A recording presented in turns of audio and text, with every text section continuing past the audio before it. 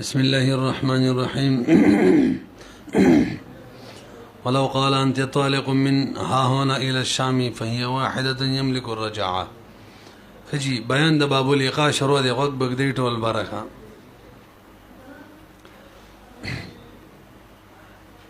مسله دا ده چې یو سړی خزي ته وایي چې ته د دې ځنواله تر شامه پورې طلاقي نوز به څه حکم وي زمونږ د حناف راجح رائے دا بس طلاق رجعي واقع کیږي امام ظفر رحمه الله وی صریح الفاظو کې چې کله د شدت والا معنی پیدا شي کنه مېره طلاق نه باین جوړیږي دلته شدت والا معنی د کنه غټ طلاق چې دومره غټ ویل کدي نه شامه پورې ویږي به موږ ورته وایو طلاق چې کلم واقع کیږي په ټولو اماکنو کې ټولو دنیا کې واقع کیږي د خلا کم کو دي نه شامه پورې کو نورې مړو کې کو خېلمي نو کدا یې نه ویلې ټولو دنیا کې طلاق وسې دي نه شامه پورې کو نو غټي کو وړو کې کو ولو قال انت طالق منها هنا الى الشام فهي واحده دا به یو طلاق وی يملك الرجعه سړی به کې د رجعت هم مالک وی یعنی طلاق رجعي به وی امام ظفر رحم الله فرمایي هي باینه دا به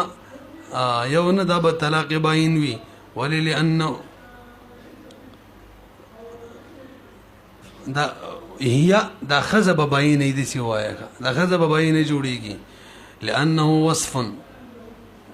وصف الطلاق ذکر خاون طلاق موصوف کو بالطول باندې قلنا من ویلا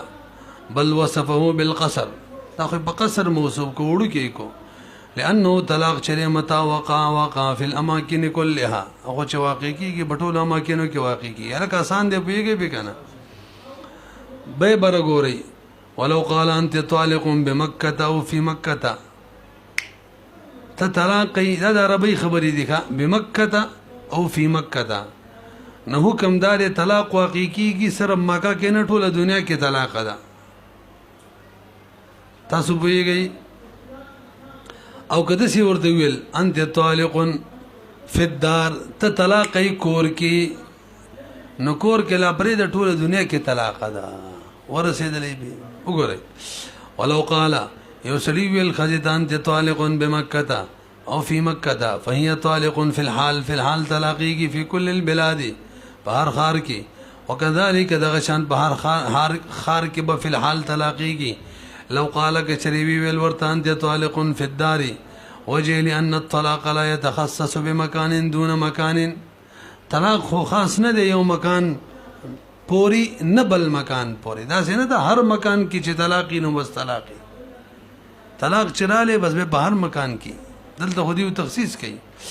وإن عنا به إذا أتيت مكة يصدق ديانة لا قضاء لأنه نوى الإضمار وهو خلاف الظاهر لكبر وګوريږي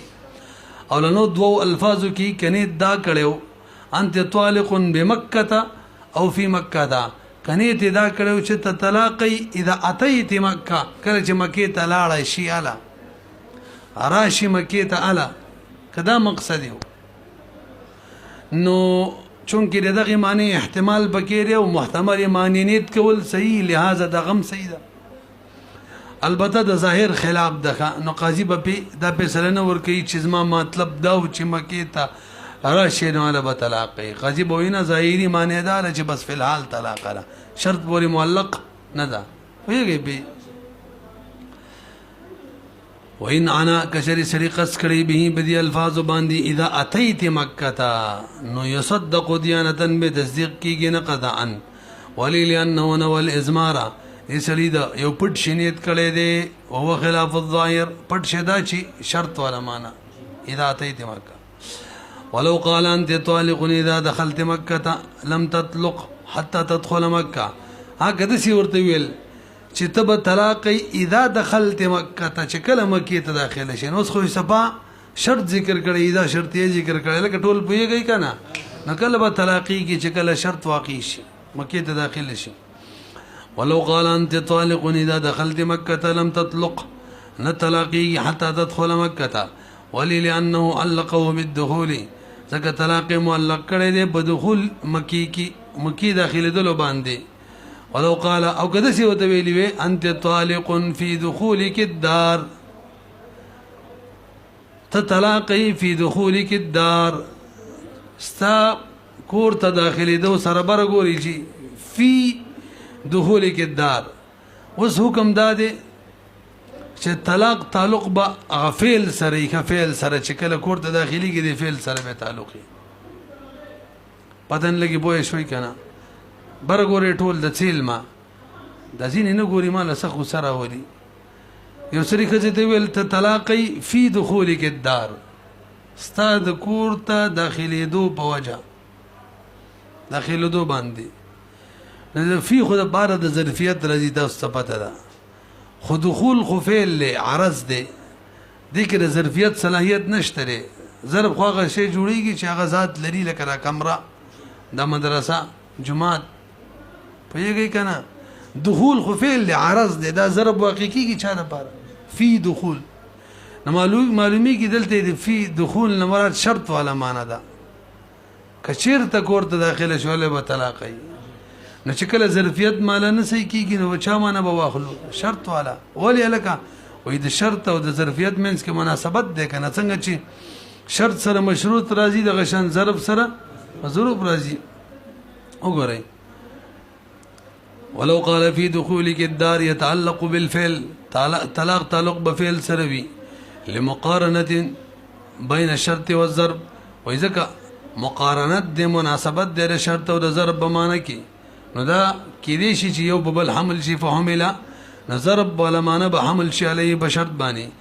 کله ان تعذر الظرفیه کله چې ظرفیت معنی نه صحیح کېږي به شرط والا معنی به تیوالو. فصل فی اضافه الطلاق الى الزمان. مولوی صاحب دې فصل کې راته بیان کی چې طلاق منسوب کې زمانه ته ټول لږ بر وګورئ مختصر غونډه. طلاق درې قسمه ښه یو منجز طلاق حالا حالي طلاق ورته وایي ښځې ته وایي انت طالق بس په دې ټول پوه شوئ. ورپسې دویم طلاق ته مولوی صاحب معلق طلاق وایي چې یو شرط پورې طلاق معلق کی انت طالق ان دخلت الدار ته به طلاق یې چې کچرې کور ته داخله شي. څو صورت شو طلاق منجز حالی طلاق او بل طلاق معلق چې آینده کې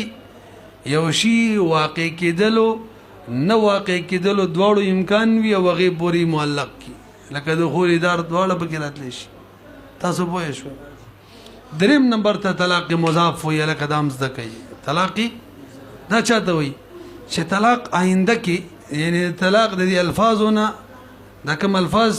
چې ادا کوي کم ټیم کې د دې نه په مستقبل کې آینده کې یو زمانه پورې بغیر د شرط ته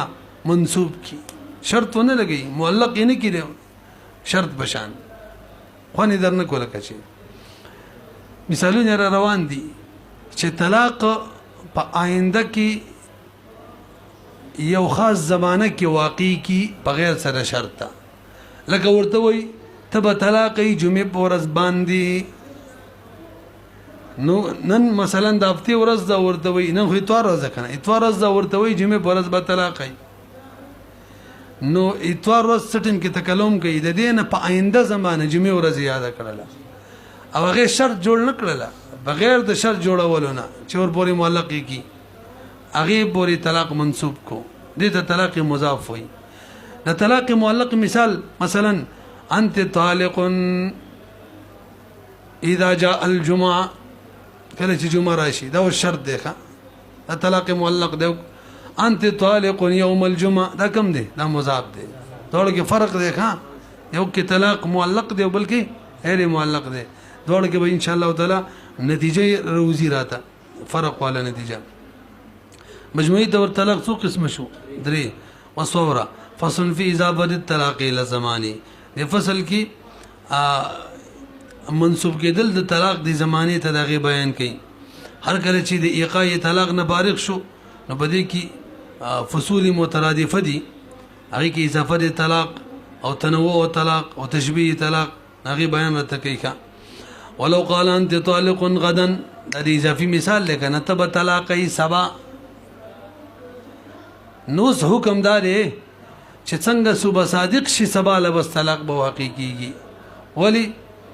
ځکه دی غدن ویلې غدن خو صبح صادق نه والا تر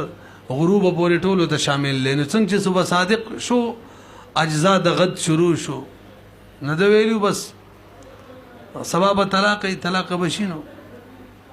رسی بی.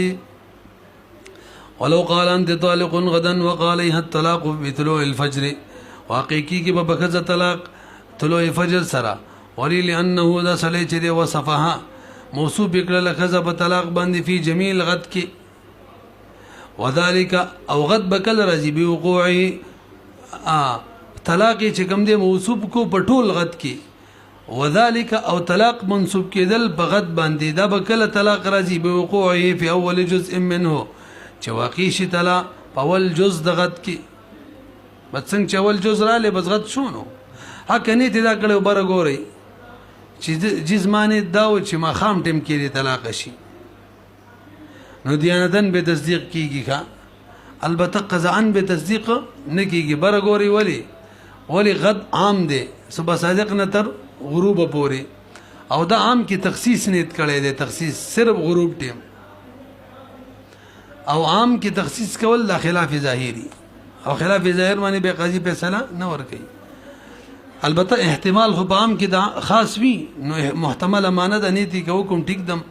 پتہ لګی زما په خبرو پوه شوې کنه ولو نوابه کنيتي کړي بدی غد باندې اخر النهار یعنی عام باندې نیت د خاص کړي تصدیق به کیږي دیانتن ولی عام کې د خاص احتمال وی لا قضان وقضان ورینه کیږي ځکه تخصیص په عموم کې کول خلاف ظاهر دی لانه نو التخصيص فی العموم او خلاف ظاهر د قاضي به فیصله نه کوي. البته وهو يحتمل عام کې د خاص احتمال وی نو بس کنیت وکي سیدا وکانه مخالفا للظاهر خدا ظاهر مخالف رقاضي به فیصله نه کوي. ولو قال انت طالق اليوم غدا او غدا اليوم لک برو ګوري جی یسلی دي سیویل ته طلاقي سبا تطلاقي نن ورځي سبا به وي تطلاقي سبا نن ورځي بس بچکو دې کې چې کوم اول لفظ ادا کړي غیله به اعتبار وي لکه اول صورت کې دې سی ویلي انت طالق اليوم غدا اول لفظ کوم یو دی اليوم دی نن به طلاق شي سبا ته بینه پاتې کو او دویم کې ویلي تطلاقي غدا اليوم غدا نه مخکې کړي نو بده کې به سبا طلاقيږي نن ورځ ته به پاتې کوونه لګوره خدای تباہ او برباد کایا وخت نه تکلیف را کې رااله ټول بر ګوري د لاندې ګوري اوس به بر ګوري خبره پیږي کنه نه ویل کیږي سبق کنه یار په خدای یقینو کې چې ما تکلیف منګتي نه ویل کیږي مطلب پیږي یو شلس پیری ما کني تاسو سوچ نه زما خپل توجه نه برابر انو خاوري وي وګورئ ولو قال انت طالق اليوم غدا او غدا اليوم نوس اول لفظ چې کوم دا کړي غیله به اعتبار وي فانه يؤخذ باول الوقتين اخذ په دوړ وختونو کې باول باندې کیږي کم اول الذي تفوه به کم باندې چې کلام کړي دي ناراضي ولا وس اليوم غدا کې فيقع في الاول في اليوم يوم کې بواقع کیږي اول صورت کې وفي الثاني دویم صورت کې غدا اليوم کې في الغد سبا لوي پوه شولې به وجه څه دا ګورئ اليوم دا حالي طلاق دی او غدن مضاف طلاق دی نو چې کله طلاق اليوم مخکې ویلو نو حالي طلاق واقع شو او چې کله حالي طلاق واقع شي څوک داسې کولای شي سبا له شاته کی نشي کا ځکه نن شو او که غدن اول وی نو طلاق مضاف کو سبا ته کو نو کوم کار چې سبا ته کړي څوک حالي کولای شي نشي بس سبا وی به پیږي لانه لما قال اليوم کله چې اليوم ویلو نو کان تنجیزا دا تنجیز شو یعنی حالی شو والمنجز لا يحتمل الاضافه منجز کی دا احتمال نشته چې سبا ته منسوب شي ولو قال غدا كغدا مخکی ویلو نو دا اضافته والمضاف لا يتنجز لا يتنجز دا منجز کېدل نشي لما فيه من ابطال الاضافه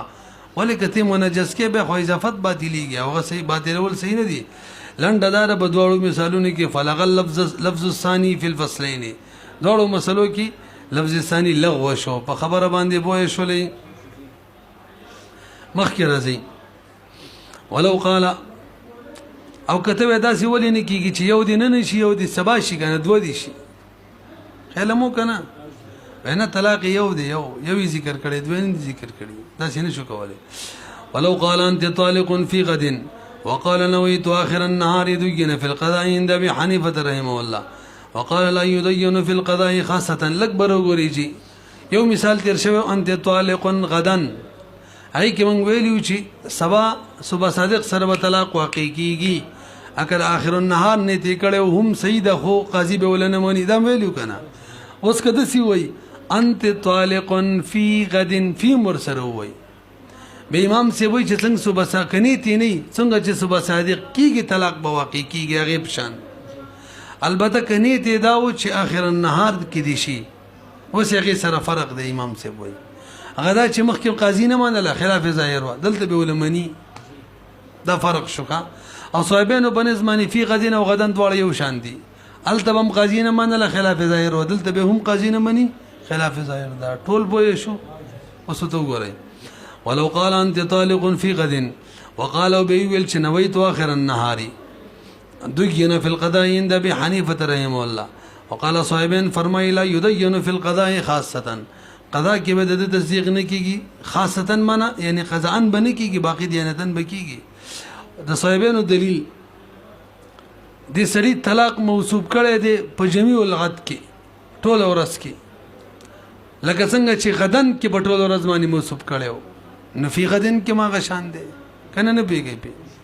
نو څنګه چې د غدن حکم او د غشان به فی غدنم فی غدینم وی معنا که اخر النهار نیت کوي قاضي به ورلا نه مانی اورا لانه دا سړی چې وصفها دا خزه موصوبه کړي د په طلاق باندې خو فی جمیع الغد پټول سبا کی فصار بمنزله قولی غدن نغیب شان شو علامه بیان د محکمه بیان کړي دي ولهذا يقع في اول جزء منه د صاحبانو بل دلیل توقشه وی غدن او فی غدن یو شان ځکه دي چې غدن کې په اول جز کې طلاق واقع کیدل او کني نو دلته په اول جز کې طلاق واقع کیږي کني ته معلومی کې دواړه یو شان دي کا ولهذا يقع واقع کیږي په اول جز باندې منه د غدنا عند ادم نیت چې نیت نه بدی مثال کې وهذا وجدادا دا څه وجدا چې فی غدن او غدن یو شان دي صاحبانو ویجی وجدادا چې غد به هر حال ضرب دی کفي پکې راوړي او کني راوړي بهر حال څه دی ضرب دی نو دواړو فی راوړل نه راوړل کې فرق نه راځي وهذا لان حذف فی ځکه حذف دی فی او اثباته او اثبات دی فی دا برابر دی لانه غد چې ضرب دی فی الحالین دواړو کې کومه فی راوړو کني راوړو ولی ابي حنیفه رحم الله انه نو حقیقت کلامه الاکبر وګریږي فی غدن کی یو شان حکم دی غد کې بل شان دی ولی غد کې چې کله فی نه کنا ندلته استیعاب دی معنا د صبح صادق نواله تر مخام پورې طلاق ټول ورځ راګیره کړي چې کله فی نه او چې کله فی وی نه به غد ضرب دی او تاسو په در ضرب چی کنا مضروب ټول ضرب نه راګیری دا کمره موږ د 12 ضرب دی کنه دی موږ ټول کمره راګیره کړي موږ نه 12 واکیو ور ډیر ځای خالی دی نو قانون دار مضروب چی ضرب ټول نه راګیری بلکې د ضرب په یو جز کی اوس پوه شولې یعنی به الفاظ دیگر استیعاب پکې نه وی چټول دی راګیر کی اوس هم نه پیږي هر جز پکې دی نو د چکل نیت نو د ضرب خپل حقيقي معنی دار چې مضروب دی یو جز کی او دم د حقيقي معنی نیت وکړو کنه اخیری جز د حقيقي معنی ده کنه نه پیږي او کله چې په یو لفظ کې سړی حقيقي معنی اخلي دا خلاف ظاهري کې موافق ظاهري دا موافق ظاهري او موافق ظاهر کې به قاضي فیصله کوي کنه خوري دن کو اصل کې موږ سمي کې وباس چړلې ده چې مجاز متعارف باولای کنه حقیقت غیر متعارف امام سے بنظمانی حقیقت غیر متعارف اولاد حقیقت مستعمله غیر متعارفه او صاحبانو بنظمانی مجازي متعارف اولاد او صاحبین وې دلته مجازي متعارف معنی دا چې اخیری ټول ورځ کې هر د ورځ اولنې جز دې مراد شي هر جز نه چې اخیری د ورسیږي او امام صاحب څه وایي چې به هر جز حقيقي معنی د اخیری مراد کوي کنه اگر چې متعارف بنئ بس صحیح ده وګورئ وتا امام صاحب دلیل ولی ابي حنیفه انه نوا حقیقت کلامه دي سری خنید د خپل کلام د حقیقت وکړلو ولی لأن کلمه فی چې دا د ظرف د پاره راځي او تاسو بده د ظرفیت چې لا تقتضي الاستيعاب دا خدای تقاضا نه کوي چې ټول وخت دی راګیر کی بلکې مقصود څه یو جز او دم یو جز واخستلو حقيقي معنی واخستله وتعين الجزء تاسو پیږي اعتراض بره ګوري بره خنو چې کله دا فی غدن کې غد ضرب دی او ضرب هر جز نه راګیری نو تاسو ولې دا وایي چې کله نیت نه نو چې څنګه سبا شي ډایرکټ طلاقيږي پکړه ډایرکټ طلاق نشي دا خو ضرب دی کو هر جز چې استیاب خونه دی چې څنګه جز را لې ولنه بس را دي شي پوه نه شولې په دغه جواب دا دی مولوی صاحب کله چې نیت نه اول جز کې ځکه طلاقيږي د سبب اول جز کې چې هغه موجود وي او دا نور لا معدوم وي د سبب بقایا اجزاتی معدوم وي موجود مقابله معدوم کول شي نشي نه منګ ویل بس ټیک دی موجود له اعتبار شو اوس کله دا دلالتن د خدای ته دلالتن وي د چې کله تسریع وکړه له باقاعده چې خیره جزم مراد ده وسغه دلالتن چې اول جز غره تسریع مقابله کې کار نه ورکي اول جز کې نه طلاقي ګل تباوړي خو شوي کنه پی کنه خو نه درنه کو دلالت له اعتبار وی دلالت النص لرا خو چې کله د اشاره النص عبارت النص په مقابله کې راشي به دلالت النص پریدو منګه دولسم مادم وایو کنه العبره بالدلاله في مقابله التصريح دلالت له مقابله د تصریح کې اعتبار نه وګورئ وتعين الجزء الاول ضروره عدم المزاحم دا جزء اول چې متعین او د طلاق د بار فی غدین کې شکل لیت نو د وجد ضرورت د عدم مزاحم نه مزاحم نو ځکه نور خو معدوم فاذا عين اخر النهار شکل اخر النهار متعین کو نه عبارت النصر متعین شو نو کان التعین القصدی چې د اولاد بالاعتبار چې من اعتبار ورکو د چانه من الضروري د ضرورینا لا دلته خدا د دلالت النص مباسي اقتضاء النص تراوړي ضرورتن چې کوم شی ثابتي کنه هغه اقتضاء النص کزه خطا شو دلالت النص نه د اول جز کې چې طلاق واقع کېدل دا د اقتضاء النص په وجو او د عبارت النص سره شاته واړو بخلاف قولي غدن التولد سوا ويجي التغي تقاضا دي استيعاب کوله تصرف خونو د چا تقاضا کوله استيعاب حيث وصفها بهذه الصفه لانه يقتضي الاستيعاب تقاضا دي استيعاب کوله غدا چې دي سړي خزه موصوف کړل بدغه صفت باندې غدن باندې مضافا الى جميع الغد طول غد ته منسوب او اوس په کېدا کوشش کوي اخیر یو جز ته واخلي خلاف ظاهر دی نذیر و دې بار نذیر و اوري مولي سلک بر وګوري صاحب د هدايه غدن او فی غدن د بار نذیر بیانې یو سره دې سی وې لاسمن عمري زبوم في پکونه وي او بل اسمن في عمري نظر مني لا اسمن عمري معنا طول عمر راله استيعاب دي لکه غد کی چې استيعاب او في عمري دا في غدن پشان دي دا ضرب دي بس یو جز یادې د عمر هغه کی نظر شو طول عمر روجي په راځي منه شو هم دغه شانه یو سره وي لا اسمن لا اسمن الدهر طول عمر روجه بلازمي او في الدهر کې طول عمر نه پتن لګي بو شوي کنه نذيره اذا قال والله لا اسمن عمري ونذير الاول يود في الغد ولا مثال والله لا اسمن في عمري ولا هذا الدهر وفي الدهر دغه کوم دغه شان فرق دی یو کې ضرب دی طول عمر نه دی مراد بلکې استيعاب دی الدهر کې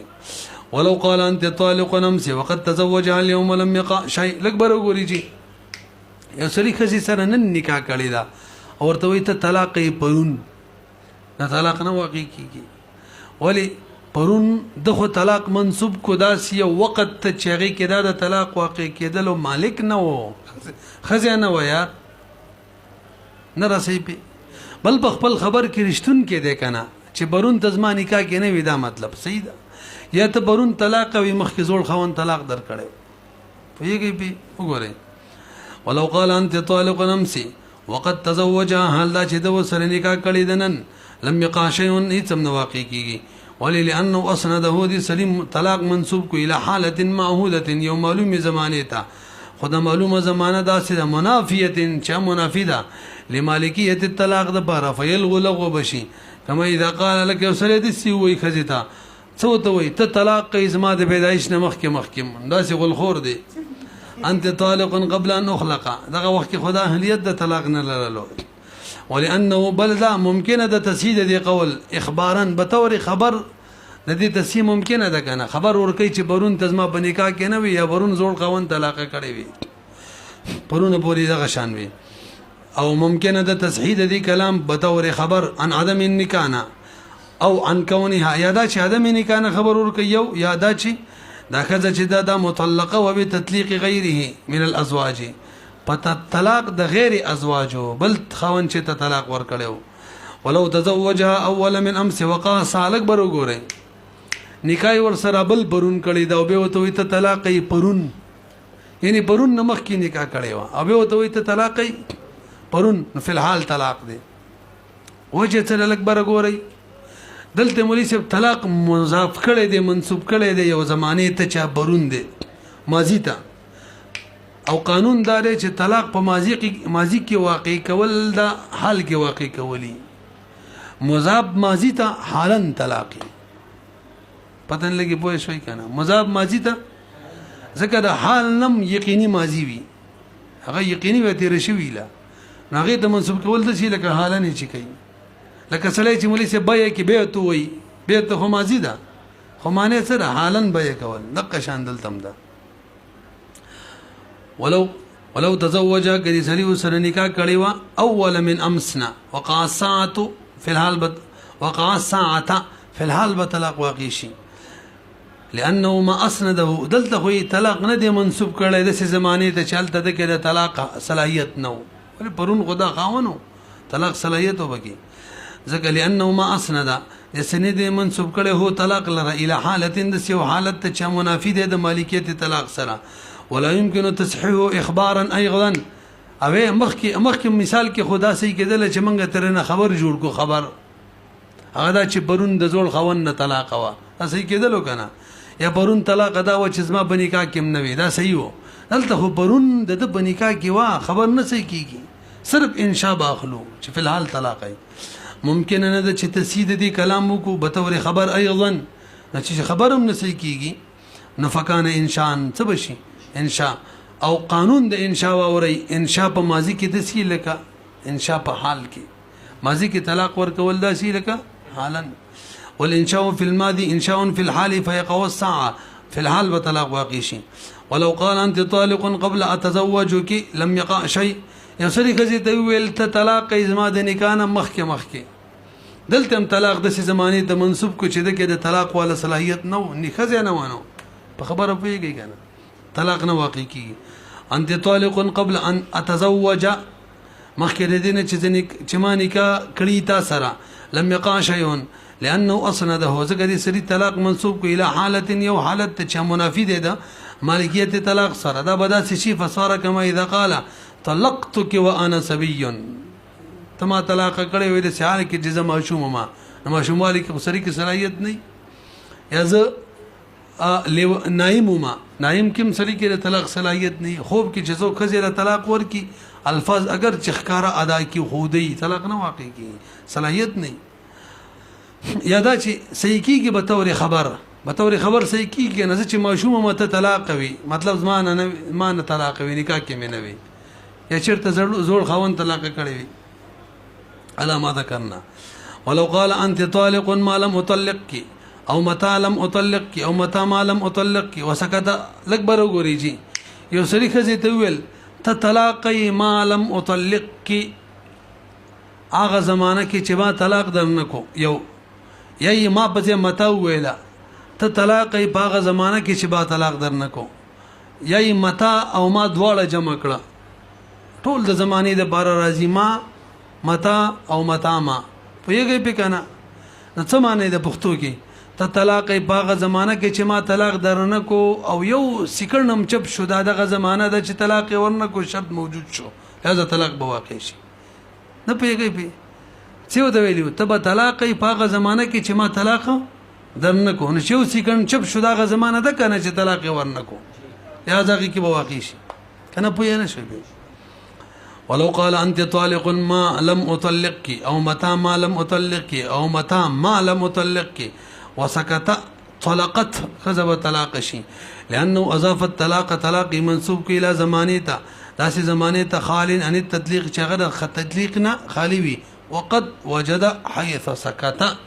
هغه موجوده شول څنګه چې چپ شو. وهذا وجه دا د مولي سوراشه ما متا او متا ما ځکه کلمه د متا چې دا او د متا ما دا خو صریح د په وخت کې نو معنی دا د پاغه وخت کې طلاقي کم وخت کې چې طلاق درنه کما هغه چپوالي والا حال وختونو لانه ما ذکر دواړه د ظروف زمان ندي او ما سره څه کې وای ما په معنا د متا راضي کنه وکذا کلمه د ما چې د وخت د بار راضي الله تعالی فرمایي ما دمت حیا عیسی علی السلام د سایړه اے وقت الحیات دلته ما په معنا د چا د وخت دا تاسو په خبره پوه شولې پښتو کې مفهوم دا دی ته طلاق یې پاغه وخت کې چې طلاق دینه کما او چپ شینو بس دغه وخت را لیکنه چې طلاق نه کړل لہذا طلاق بشي هغه ته منسوب کړي او کله څه وته وای ولو قال انت طالق ان لم اطلقك ته طلاقي بدی شرط چې طلاق درنه کما الکه دا مسله بدله ده شرط دی مخکې اضافه دلته څه دی یا خزي ته طلاق کوي ک چری طلاق بدی شرط چې طلاق درنه کم نو وس طلاق درنه کم دای شرط کو نو هر وخت کې دا امکان شته چې طلاق ورکی نو شرط لانه دی موجود شرط سره چې طلاق درنه کم هر وخت کې دا امکان شته چې ورکی طلاق بنه واقع کیږي نه واقع کیږي نه واقع کیږي کله چې دا کله چې امکان د طلاق د واقعېدو ختم شي نو هغه به د سی وخت راشي چې طلاق بنه واقع کی الله به طلاق شي پتن لګي خوني درنه کوشي تاسو له ګوري دې لپاره بل مثال یو سره غزي ته وای ک زری ک چریزه کوپی ته لاندړه متبه طلاق نه هر وخت دا امکان شته چې کوپی ته لاړ شي شته کنه شته هر وخت دا امکان دی طلاق نه واقع کیږي کله به واقع کیږي چې کله کوپی ته لاړ نشي او امکان د کوپی د تک ختم شي هغه دا چې سړی مل شي یا خزم مل شي دې صورت کې مو ګوري مریسم ورته وای کې چې طلاق مې در نه کوته به طلاق نو هر وخت کې امکان شته چې طلاق ورکې نو شرط لانه دی موجود دا طلاق د نه ورکول د شرط کړی دی نو طلاق نه ورکول شرط به کله موجودي کې سړی کله وفات ټیم کې شي او طلاق ورکې نه ورکیږي او شرط موجود شو طلاق نه ورکول او به شرط واقع شي یا کله وفات شي ولو قال انت طالق الا مطلق لم تطلق خزنه طلاقي کی ترجیح سړی وفات شي لان العدم ذکر عدم طلاق چې لا يتحقق الا بالياس عن الحياه دا نه متحقق کیږي مگر کله چې سړی نه امید شي د ژوند نه د ویلو چې طلاق درنه کم عدم دی عدم پوری طلاق معلق کړي دی عدم کله راځي د طلاق نه چې کله نه امید شي طلاق واقع کېدل نه او شرط هم دغه عدم شرط کما فی قوله ان لم ات البصره کزه بصره تلا نړم نو ترڅو چې بصره ته د طلاق د تلو امکان وي طلاق نه واقع کیږي او به موت د خزم په منځلي د موت د سړي د سید اعلی کله چې سړی ملک کېدلم طلاق به واقع شي ادم موجود شو او چې خزم ملک ځکه به صلاحیت ختم شي طلاق به واقع نه کیږي او چې خزم ملک کېدل به مال ختم شي دغه وخت کې طلاق واقع شي